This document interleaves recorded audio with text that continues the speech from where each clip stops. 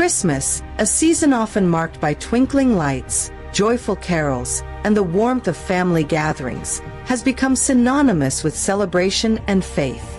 Yet beneath its modern festivities lies a history that predates Christianity by centuries, a history rooted in ancient rituals, strange symbols, and the spiritual practices of pagan societies. These traditions, steeped in mystery and survival, were born from humanity's primal need to conquer the darkness of winter. Long before Christmas was a Christian holiday, ancient peoples marked December's coldest and darkest nights with rituals designed to invoke the return of the sun. Fires blazed high, feasts abounded, and prayers were fervently offered to ward off the bitter cold and ensure the earth's rebirth. These were no quaint customs, they were acts of survival. Across Europe and beyond, the winter solstice, falling on the longest night of the year, was revered as a turning point in the natural cycle, a promise that light and life would return. But how did these pagan rites become intertwined with a Christian celebration? When Christianity began to spread in the shadow of the Roman Empire, it was a faith on the margins. For centuries, its followers worshipped in secret, hiding their beliefs in catacombs and private homes, whispering prayers to a savior whose promise of eternal life defied the gods of Rome. The turning point came in the 4th century when Emperor Constantine converted to Christianity, reportedly inspired by a vision before battle. Constantine's embrace of the faith elevated Christianity from a persecuted sect to the preferred religion of the empire. By 380 CE, Emperor Theodosius declared Christianity the official religion, effectively outlawing pagan worship. Yet, the Church faced an immense challenge: how to convert deeply rooted pagan societies without alienating them. The solution was cunning. Rather than erasing ancient traditions, the Church absorbed and reinterpreted them. Festivals once honoring the cycles of nature were transformed into Christian holy days. The winter solstice, with its themes of rebirth and light, was repurposed as the celebration of Christ's birth, a divine light entering a darkened world. This adaptation was not without conflict. Pagan rituals were labeled as superstitions, and their practitioners were often branded as heretics or devil worshippers. Temples to Roman and Greek gods were dismantled or converted into churches, their sacred spaces repurposed to fit the new faith. Shrines hidden in groves were destroyed, and ancient festivals were either banned or assimilated into the Christian calendar. Despite these efforts, pagan elements proved resilient. Symbols and customs tied to the old gods lingered, hidden within the fabric of the new celebrations. The decorated tree, the Yule log, and even the exchange of gifts, all hallmarks of modern Christmas, bear echoes of rituals designed to honor nature and its cycles. Among the most influential of these ancient celebrations was Saturnalia, a Roman festival honoring Saturn, the god of agriculture and time. Saturn, a complex deity embodying creation and decay, was celebrated with feasts, games, and the temporary overturning of social order. During Saturnalia, slaves dined with their masters, gifts were exchanged, and the rigid structures of Roman life dissolved into joyous chaos. The festival began on December 17th and often extended for an entire week. Romans lit candles to symbolize the return of light, exchanged gifts as tokens of goodwill, and adorned their homes with greenery, symbols of life enduring through winter's chill. This spirit of misrule and merriment heavily influenced the Church's eventual framing of Christmas as a time of joy and community. But Saturnalia was not just a celebration, it was an acknowledgement of humanity's precarious place in the natural order. The rituals, while festive, were deeply spiritual, rooted in the cycles of the earth and the struggle for survival. Even as the Christian Church established December 25th as the date of Christ's birth, a choice likely influenced by its proximity to the solstice and Saturnalia, the transformation was never complete. Pagan symbols and practices remained embedded in the new holiday. The Yule log, a tradition from Germanic tribes, was originally a sun worship ritual meant to bring warmth and ward off evil spirits. Similarly, mistletoe, a plant sacred to the Druids, was believed to possess magical properties, bridging the human and divine realms. These ancient spiritual practices, stripped of their original meanings, were rebranded as harmless customs. Yet their roots lie in a worldview far removed from Christianity, a world where nature was alive with spirits, gods, and forces that demanded reverence and respect. The Church's effort to claim December 25th was more than a practical compromise. It was a spiritual battle. The dark nights of winter were long associated with forces of chaos and death. In pagan belief, this was a liminal time, when the veil between worlds was thin and spirits roamed freely. The rituals of the solstice, from lighting fires to invoking protective symbols, were as much about survival in the spiritual sense as they were about welcoming the sun. By co-opting these practices, the Church sought to channel their power into the narrative of Christ's victory over darkness.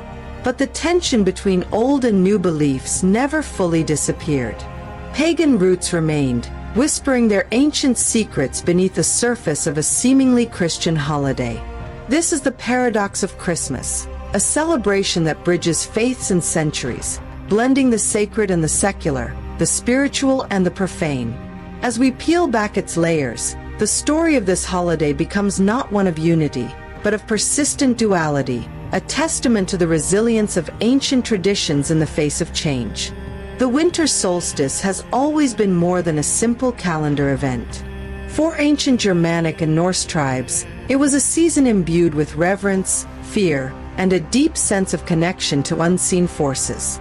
Survival in the harsh northern climates demanded respect for the cycles of nature and the spirits believed to govern them. Winter's darkness was a liminal time, when ancestors and gods were thought to roam the earth, and the boundary between the living and the supernatural thinned. To these ancient peoples, the solstice was more than the longest night. It was a moment of cosmic renewal. Fires burned brightly in the night, not just to bring warmth, but to push back the malevolent spirits believed to haunt the cold. Gatherings and rituals served as acts of protection, asking for mercy and favor from deities and forces unseen. These were not mere customs. They were lifelines, rituals as essential as food and shelter for enduring the bleakest months. The early Christian Church faced a daunting question: how could it convert deeply pagan societies without alienating them? The solstice, with its entrenched significance, presented a unique challenge. Early Christian texts offered no fixed date for Christ's birth, leaving the Church with an opportunity to align its teachings with existing cultural rhythms. For centuries, the birth of Christ was not commemorated at all. It wasn't until Christianity gained influence within the Roman Empire that church leaders decided to establish a date for this event. Choosing December 25th was no coincidence. It was a strategic decision to coincide with solstice celebrations like Saturnalia and Yule. By framing Jesus as the true light returning to the world, the Church could seamlessly adapt the existing themes of rebirth, renewal, and hope into its narrative. This subtle transformation allowed pagan communities to continue their cherished traditions, only now with a Christian layer of meaning. Fires symbolized the light of Christ. Feasts became celebrations of divine grace. The solstice's deep spiritual resonance remained, but its focus shifted heavenward. Among the enduring symbols of winter solstice traditions, the evergreen tree holds a unique place. For the Germanic and Norse peoples, evergreens were powerful symbols of life's resilience. In a season where everything else succumbed to frost and snow, these trees stood unyielding, vibrant against the desolate landscape. Bringing branches of pine, fir, and holly indoors was more than decoration. It was an act of spiritual alignment with nature's enduring spirit. During Yule, the celebration of the solstice in Northern Europe, evergreens were believed to harbor protective powers. Adorning them with tokens, carvings, and bundles of food was a way to honor the spirits believed to reside within. These offerings were gestures of gratitude, requests for good fortune, and wards against the malevolent forces thought to roam the winter darkness. The Christian Church, rather than eradicating these practices, allowed them to persist. Over time, it redefined their meaning.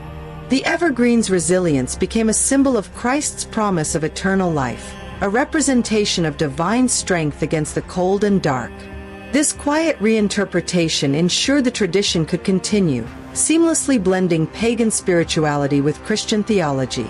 By the 16th century, German Christians had taken the evergreen tradition further, bringing entire trees into their homes. According to legend, Martin Luther himself played a key role in shaping the Christmas tree as we know it today. Inspired by a night walk under a starry sky, Luther is said to have placed candles on a small fir tree, recreating the celestial glow within his home. The candles symbolized Christ as the light of the world, shining through even the darkest night. This practice quickly grew, evolving with each region's unique contributions. Apples, representing the forbidden fruit of Eden, were hung on the branches in some areas.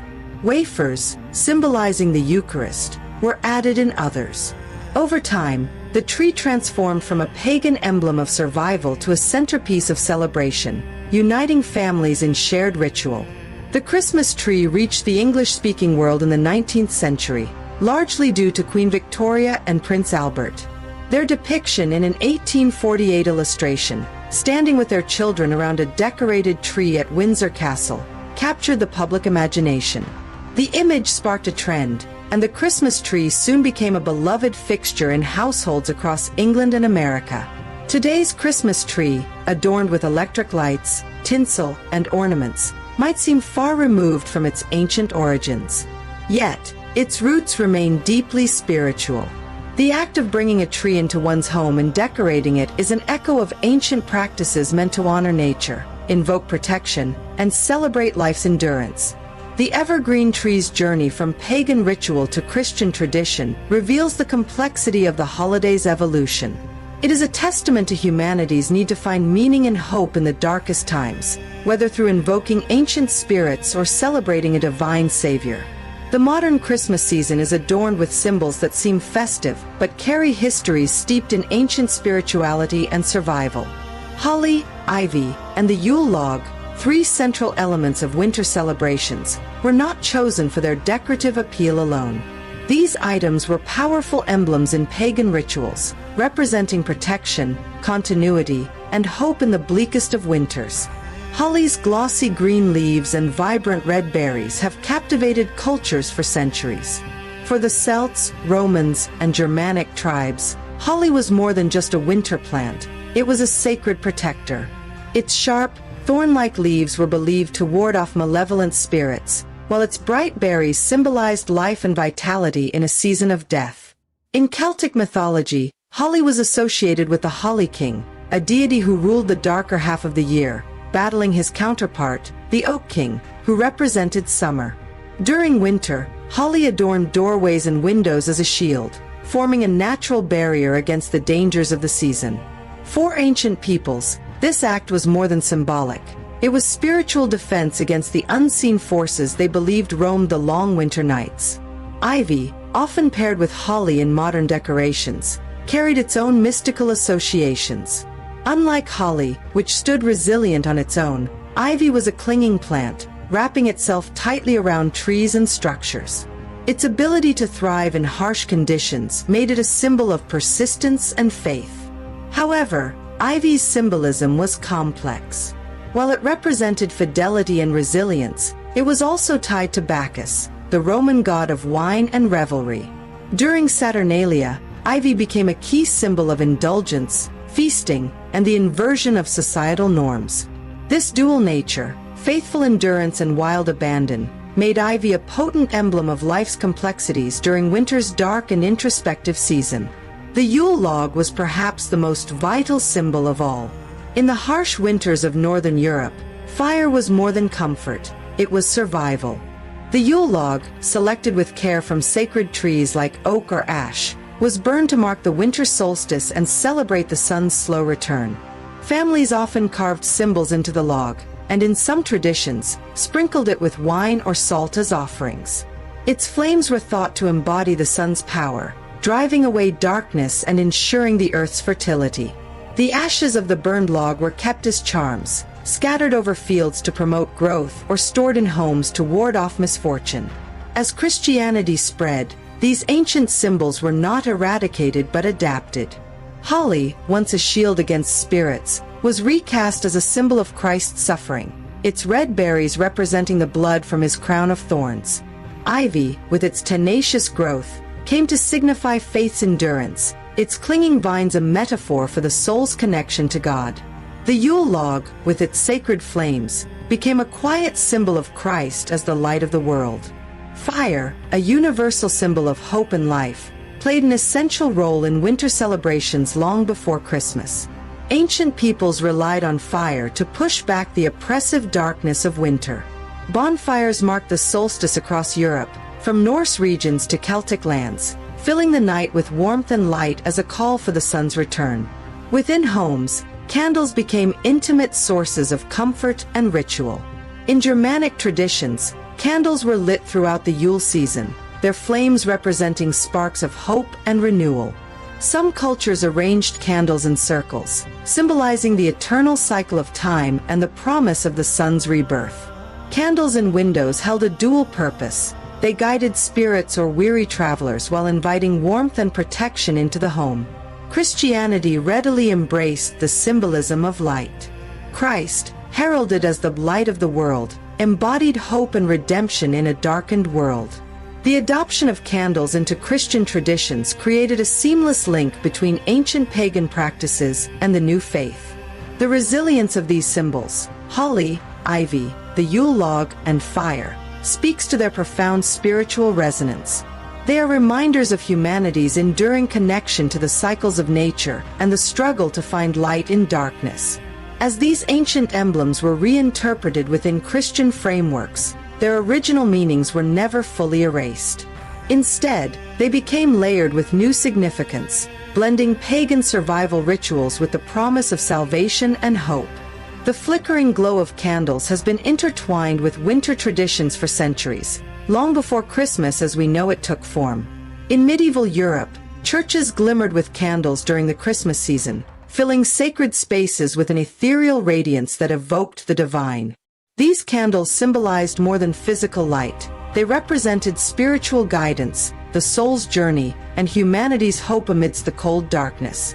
By the 19th century, German households began adorning Christmas trees with candles, a practice that harked back to both pagan solstice fires and Christian themes of divine illumination. These candlelit trees were a mesmerizing sight, their small flames a nod to the ancient reverence for fire's power during the solstice. Over time, electric lights replaced candles, but the tradition remained, expanding to encompass glowing homes and city streets. Today's dazzling holiday lights might seem modern, but their lineage is deeply rooted in humanity's primal need for warmth and hope during the darkest time of the year. Every glowing bulb, every strand of twinkling lights strung on a tree or across a rooftop, echoes the fires of old, the solstice bonfires, the Yule logs, and the protective flames meant to shield against winter spirits. The modern image of Santa Claus, a cheerful figure in a red suit, might seem innocuous, but his origins are far more complex and mysterious. Long before Santa, there was Odin, the All-Father of Norse mythology.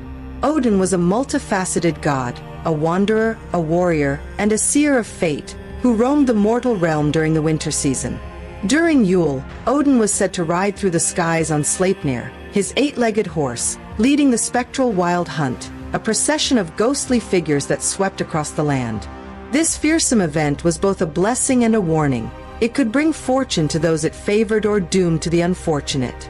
Odin's connection to the winter season included a practice that eerily mirrors modern traditions.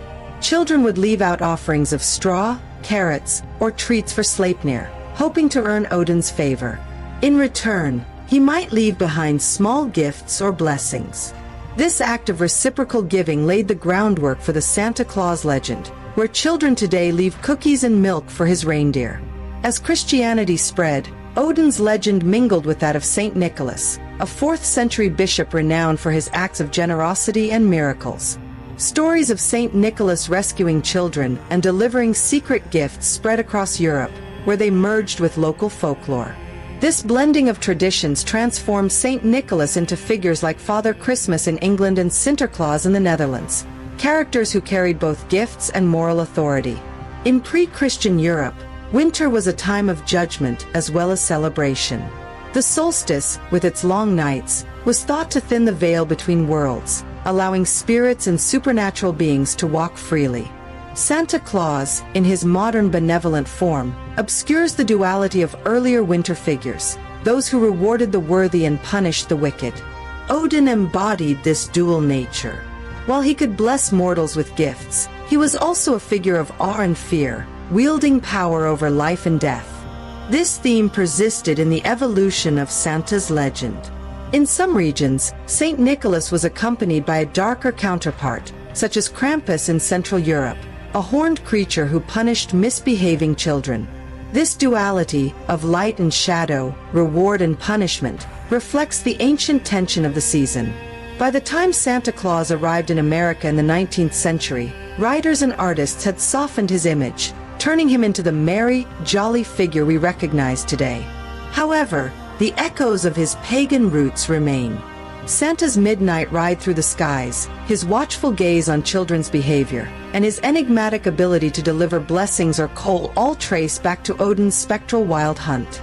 Santa Claus may dominate the modern Christmas mythos, but he is far from the only figure tied to December's longest nights. Across Europe, darker characters from folklore emerged, representing the fearful and mystical side of the season. These beings were tied to pre-Christian beliefs about winter as a liminal time, when spirits walked among the living and judgment was at hand. Figures like Krampus and other sinister winter visitors remind us that the holidays were once a blend of awe and fear. The cheer of modern Christmas obscures the ancient belief that winter was a time of reckoning, a season where both blessings and curses could descend. The season of joy and celebration has always carried a shadow, populated by figures that are as much about judgment as they are about festivity.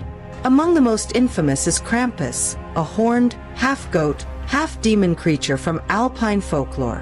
Where Street Nicholas rewards good children with gifts and treats, Krampus represents the darker side of the season, delivering punishment to those who misbehave.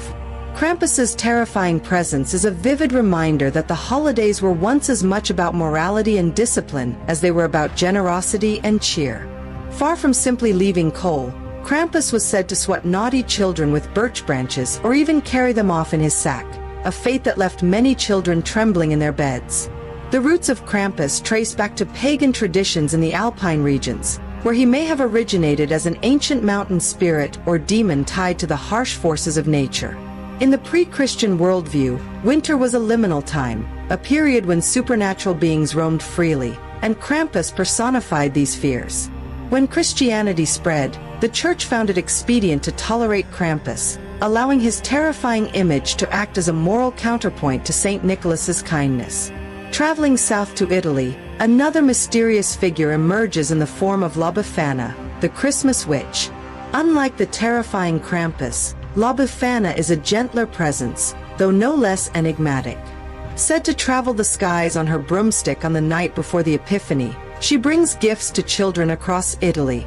Well-behaved children receive treats, while the naughty ones find coal in their stockings. La Befana's origins are rooted in both Christian legend and older pagan traditions.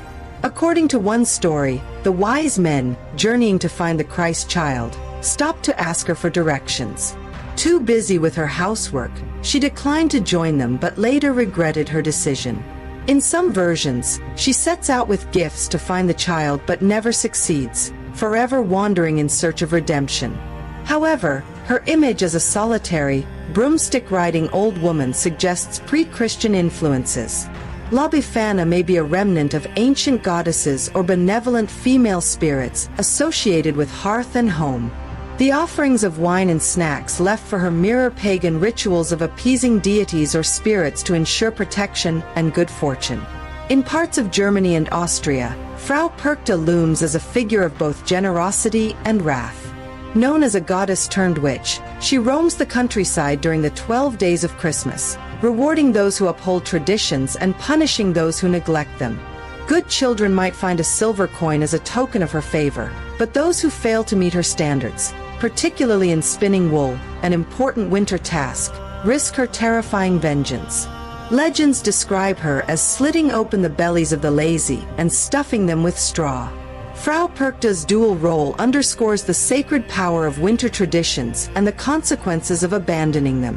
These figures, Krampus, La Befana, and Frau Perchta, reflect a time when the winter season was seen as a period of reckoning. Their legends, blending pagan beliefs and Christian morality, serve as reminders of the balance between reward and punishment, light and shadow. While the dark figures of winter roamed the season, another tradition carried the promise of resilience and renewal: feasting. Across ancient cultures, the act of gathering around a table laden with food was more than just survival. It was a declaration of hope and defiance against the harshness of winter. In ancient Rome, the festival of Saturnalia was the heart of winter celebration. Honoring Saturn, the god of agriculture and abundance, this week-long festival beginning on December 17th turned societal norms upside down. Masters served their slaves, gambling and revelry replaced restraint, and the rigid order of Roman life dissolved into joyous chaos. Feasting was central to Saturnalia, with tables piled high in honor of Saturn. The abundance of food was an act of gratitude to the gods and an assertion that life would endure even in the face of winter's scarcity. In a season often marked by hardship, Saturnalia offered a fleeting glimpse of abundance and freedom. Further north, among the Germanic and Norse peoples, the Yule festival marked the winter solstice with hearty feasts and communal gatherings. These meals were filled with simple yet symbolic fare, meat, bread, and ale, that brought warmth and comfort to long, cold nights. Yule was a time to honor the Norse god Freyr, associated with fertility and prosperity. Feasting was an act of reverence, not just for the gods, but for the community itself. Every shared bite and drink around the fire symbolized solidarity and the collective vow to endure winter's challenges together. For ancient peoples, food was not merely sustenance, it was a symbol of life's persistence. Feasting served multiple purposes. It honored the gods, warded off despair, and reaffirmed the bonds of family and community. The overflowing tables of Saturnalia and the communal meals of Yule were acts of defiance against the cold, a way to declare that even in the darkest season, life and joy could prevail.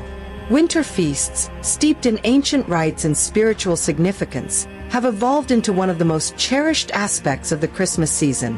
What began as acts of defiance against the cold, a celebration of survival, and a plea for divine favor has transformed into grand holiday gatherings filled with warmth, joy, and togetherness.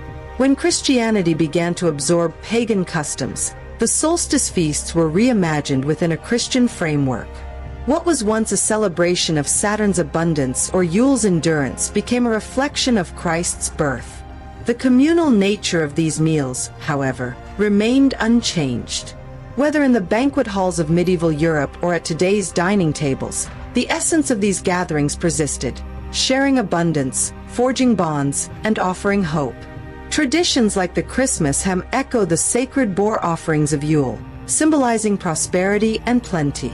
Mince pies, plum puddings, and roasted meats have become staples, their rich flavors representing the abundance that ancient feasts sought to invoke. Each dish is more than just food, it's a continuation of the solstice's enduring message. There is enough warmth, enough food, and enough hope to carry through the darkest season. In Victorian England, these traditions reached new heights. Holiday meals became a symbol of Christmas itself, immortalized by Charles Dickens in A Christmas Carol. The Cratchit family's humble yet joyful feast reminded readers that Christmas was about togetherness, not wealth. The food on the table became a symbol of gratitude and community, a legacy of those ancient winter rituals of solidarity and celebration. The act of gift-giving, now a cornerstone of Christmas, also has roots in ancient winter rites. In times when resources were scarce, sharing offerings with gods, spirits, and the community was an act of faith and hope for survival. These gifts symbolized reciprocity. What was given would be returned, whether through divine favor, communal bonds, or the cycles of nature. In ancient Rome, Saturnalia featured the exchange of small gifts among friends and family. These offerings were modest, candles to symbolize returning light or clay figurines representing gods who could grant blessings. Gift-giving during Saturnalia was not just an act of generosity, it was a ritual acknowledgement of nature's cycles and the hope for renewal. In Germanic and Norse cultures, Yule involved offerings to wandering spirits believed to travel during the solstice. Families left small gifts, often food, outside their doors to appease these beings and protect their homes. In some legends, even Odin received offerings as he rode across the sky on Sleipnir, his eight-legged horse. When Christianity adopted these customs, the story of the Magi bringing gifts to the Christ child provided a new narrative framework. The Magi's gold, frankincense, and myrrh became symbols of divine homage, setting an example for gift-giving as a way to honor Christ's birth. Yet, even as these traditions shifted, the essence of ancient offerings, seeking protection, luck, and blessings, remained. Before door-to-door caroling became a cheerful Christmas pastime, wassailing was an ancient ritual of blessing and protection. The term wassail originates from the Old Norse vs heil, meaning be well or be in good health. It was a communal act of invoking health and abundance, often directed at orchards during the barren winter months. Villagers would gather and travel from orchard to orchard, singing blessings to the trees and pouring cider or ale over their roots.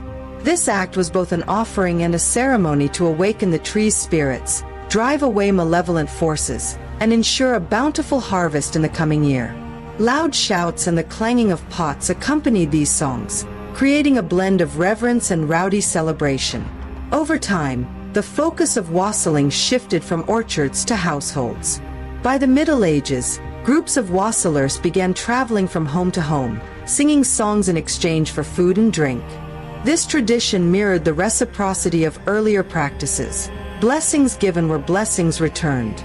Households offered spiced cider, ale, or mulled wine to their visitors, fostering a spirit of community and generosity. The wassail bowl itself became a symbol of these exchanges, a communal vessel filled with warm, spiced drink, shared among singers and hosts alike. The act of wassailing embodied the enduring winter message of mutual support, good fortune, and the belief that what is given in goodwill will be returned many times over. From the overflowing tables of Saturnalia to the wassail bowls of medieval Europe, the rituals of winter have always been about more than survival. They are celebrations of community, hope, and the promise of brighter days ahead. Every feast, gift, and song carries the echo of these ancient practices, reminders of humanity's resilience in the face of winter's chill. Christmas today is a dazzling fusion of rituals and traditions, a holiday that blends sacred meanings with secular joys. Yet beneath the cheerful lights and festive songs lies a rich history that stretches back to ancient times, a story of survival, spirituality, and the primal human need to find hope in the darkest days of winter. What we now call Christmas caroling began as a mystical practice, deeply rooted in the belief that blessings exchanged in song could shield communities from winter's dangers. Early wassailers sang to orchards, pouring cider onto tree roots and invoking protection for the harvest to come. These songs weren't just entertainment, they were acts of faith, binding communities together in defiance of the cold. As time passed, the tradition evolved. The mystical songs for trees and spirits transformed into cheerful carols sung from door to door. Yet the essence of the act remains, an exchange of goodwill and warmth, echoing the belief that kindness and generosity could summon light even in the darkest times. Today, carolers sing beneath electric lights instead of starry skies, and gifts are exchanged in brightly wrapped packages. But these modern rituals still carry traces of their ancient origins, where every act of giving or singing was a gesture of hope. Christmas, as we know it, is a patchwork of traditions from around the globe, stitched together over centuries. Its modern form reflects a mosaic of ancient customs, Christian theology, and contemporary adaptation. In Japan, for example, Christmas has become a festive, secular occasion marked by unique customs like eating Christmas cake and fried chicken. While these practices may seem far removed from Yule feasts or Saturnalia, they share a common spirit, the celebration of abundance and joy during winter's depths. The transformation of Christmas into a global phenomenon owes much to the 20th century. Companies like Coca-Cola helped cement the image of Santa Claus as a jovial, red-suited figure, spreading this interpretation worldwide. But even this seemingly commercial icon is tied to ancient folklore. Santa's midnight ride, his watchful eye, and his mysterious presence all trace back to figures like Odin, the Norse god who rode through winter skies, and Saint Nicholas, the saint whose kindness inspired countless legends. Modern Christmas blurs the lines between its sacred and secular origins. Hymns celebrating Christ's birth coexist with light-hearted songs like Jingle Bells and Rudolph the Red-Nosed Reindeer. Advent calendars, once a religious countdown to Christmas Day, now hold chocolates or toys. The blending of traditions mirrors the Church's incorporation of pagan customs centuries ago, creating a holiday that feels both familiar and ever-changing. At its core, however, Christmas remains what it has always been, a celebration of resilience and warmth. The feasts, fires, and gatherings of ancient Saturnalia, Yule, and other solstice rites live on in our modern meals, decorations, and shared stories. Each tradition, whether lighting a tree, sharing gifts, or singing carols, continues humanity's age-old quest to find light and community in the darkness of winter. Christmas's enduring power lies in its ability to balance light and shadow, joy and mystery. Beneath its festive veneer is the primal human desire to conquer winter's chill, to find hope in the face of uncertainty. Santa's jovial presence carries echoes of Odin's ominous wild hunt. The bright green of the Christmas tree is a reminder of ancient evergreens, symbols of life's persistence through the cold. Even the songs of carolers are distant descendants of the wassailers, whose voices once blessed the orchards. This interplay between light and dark, sacred and secular, is what makes Christmas timeless. It is a holiday that invites us to reflect on the mysteries of the past, even as we embrace the comforts of the present.